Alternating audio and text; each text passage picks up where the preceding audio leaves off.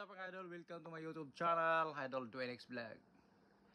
So for today's video mga idol is may tuturo tayo itong paano gamitin itong TechJet printing machine.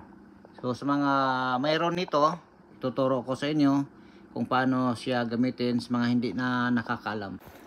Alright, simulan na tayo. FYI mga idol, itong machine na to is para to sa mga may produkto paggawa ng mga production date. Ayan.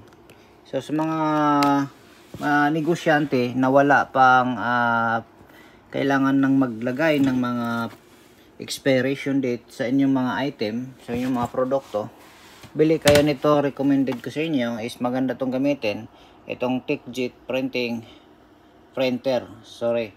So ayan mga idol. And then kung paano siya i-set up mga idol is kailangan to ng phone, Android phone ang kailangan. So download nyo lang tong 420Jet Android. Kung wala kayo nito mga idol is kung saan kayo bibili, sila naman yung magbibigay ng EFI key. Mayroon sila dito kasi minsan dito ma-download dito sa Play Store, pwede to nila maipasa through email. So EFI key. Ayan, so download nito. Pag mayroon na kayong ganito, ang next step natin mga idol, para maituro ko sa inyo ng maayos, ito mga idol is on nyo to, itong button na to. Ayan, pag na-on na yan mga idol, ayan, pag ganyan na siya, okay, so pag nakaganyan na siya mga idol, punta kayo dito sa wifi setting. Dito press nyo lang to, and then i-connect nyo to. Ito, i-connect nyo to, kasi itong Tech printer, ito yon. Tap nyo to. Ayan, forgot natin. So may code sila mga idol. So yung code na binigay sa atin ng factory is 1 to hanggang sa 8. Ayan, yan lang. After mga idol is connect mo. Right, pag na-connect na yan, okay na yan. Pasok na tayo. Ito, hayaan mo lang siya dyan mga idol, kasi nga connected na siya sa phone natin. Next step natin mga idol is punta tayo sa application. Dito sa application na tayo. Create tayo dito mga idol kung gusto mo. Ayan, pwede to pailawin, pwede natin patayin doon, pwede din pailawin. Ayan, kasi na control na natin to. Ayan, sige, ilaw na lang. So may file na ako dito. Kung ikaw wala pang gusto mong maglagay ng file, dito ka sa empty. Ayan, add nyo lang, punta ka sa add. Ayan, kung gusto ka mag-add ng ayan, tapos add plus. Ayan mga idol, kung gusto kang malaki, ayan, pwede nyo yung i-adjust mga idol. Tapos after mga idol, balik ka dito. Kung magdagdag ka ng production date, add nyo ulit sa plus. Ayan, tapos add, kasi napindot mo na yan. Ganun lang kasimple. Pero kung gusto niyo mag-edit mga idol, kasi ito hindi to ma-edit, ang gagawin niyo is X nyo lang to. Ayan, out nyo lang mga idol. Ayan, remove.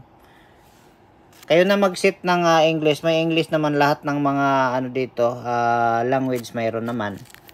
So ang gagawin natin, kung gusto mo ng mag-edit ng sarili mong production date, dito kayo mga idol, I suggest punta ka dito, kasi ito yung ginamit ko. Tapos dito, type ka dito mga idol. Ayan, kung gusto mo anong produkto. Ayan, tapos palakihan mo na lang. Ganyan, kung gusto mo mag-edit. Mag-add na ulit mga idol, gusto mo mag-add ulit ng bago, balik ka dito.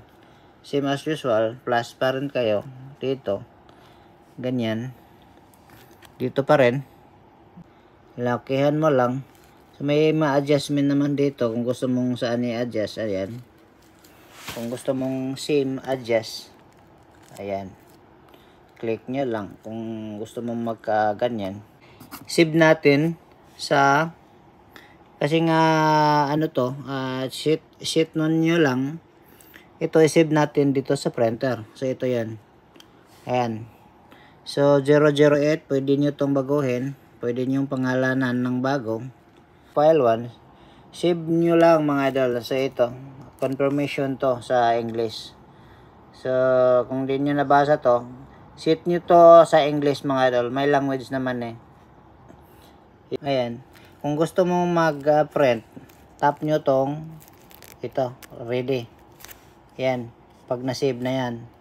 Pag hindi pa nga siya save mga idol, balik ka lang dito. Ganon din ulit. Kasi nag-save pa sila. Ganyan. Hanggang pag ganyan, na-save na yan. Oh. Okay na yan mga idol. Punta ka na dito. So ready na yan. Pag naka-ready na yan, gagana na yan. See? Mayroon na. Tapos mga idol, labas tayo kasi punta tayo doon sa may file ko. Tap nyo lang yan. Out tayo. Dito tayo sa file ko mga idol. Ito yung mismong file ko mga idol. Ayan, get ready. Yan, naka-ready na siya idol. Ang gagawin mo to, kasi naka-sensor to mga idol. Rolling. Ito yung maging gamit mo mga idol. Kung itry mo dito, pag ganyan, kung saan siya hihinto, doon mo ilagay ng arrow. Ayan. Itong arrow is a mark. Yan, mark. Ito yung mark ko mismo mga idol. Yan.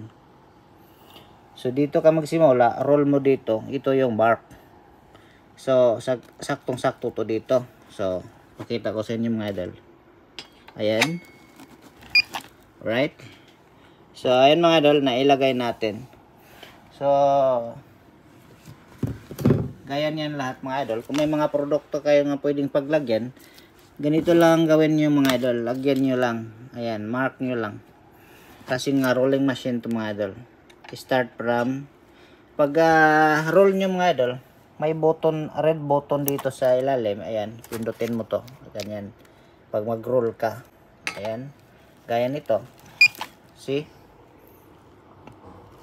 So, ayan mga idol, sana nakatulong tong video natin sa inyo. So, thank you for watching.